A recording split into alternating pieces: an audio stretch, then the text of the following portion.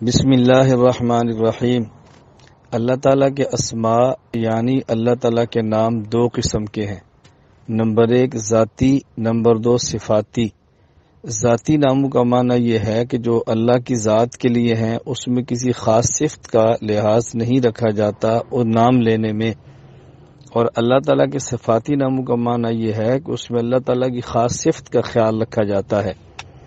اللہ تعالیٰ کا ذاتی نام ہے اللہ، اسی طرح اللہ تعالیٰ کا جو ذاتی نام ہے وہ ہر زبان میں اللہ کے لیے کچھ مخصوص ہوتا ہے، تو اس زبان میں وہ نام اللہ کی ذات کے لیے استعمال کرنا جائز ہے، جس طرح فارسی اور اردو میں خدا اور انگریزی میں گاڈ بڑی جی کے ساتھ۔ اگر کفار اللہ کی ذات کے لیے کوئی لفظ استعمال کریں اور یہ تحقیق نہ ہو کہ اللہ کی ذات کے لیے ہے یا اللہ کی کون سی خاص صفت کے لیے ہے، تو پھر ایسے لفظ کو اللہ کی ذات کے لیے استعمال نہیں کرنا چاہیے۔ اللہ تعالیٰ کے نام دوسرے صفاتی ہیں۔ یہ جو اللہ تعالیٰ کے صفاتی نام ہیں ان کے بارے میں 2-3 باتیں ذہن میں رکھ لیں۔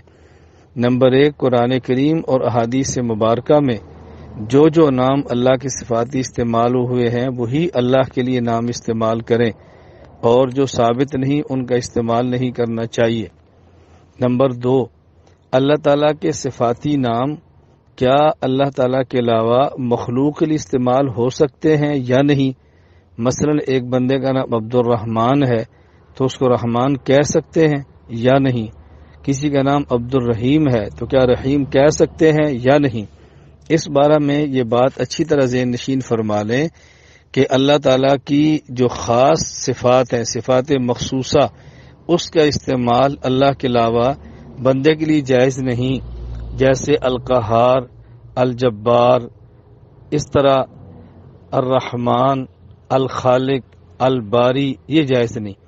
اور اللہ تعالیٰ کی وہ صفات جو اللہ تعالیٰ کے ساتھ مخصوص نہیں، مخلوق پر استعمال ہوئی ہیں، جیسے الرؤوف قرآن کریم میں نبی کریم صلی اللہ علیہ وسلم کے لیے استعمال ہوا ہے، الرحیم رسول اکرم صلی اللہ علیہ وسلم کے لیے استعمال ہوا ہے، تو وہ اسماء صفاتی جو قرآن کریم اور حدیث پاک میں اللہ کے غیر کے لیے استعمال ہوئے ہیں تو ان کا استعمال کرنا جائز ہے۔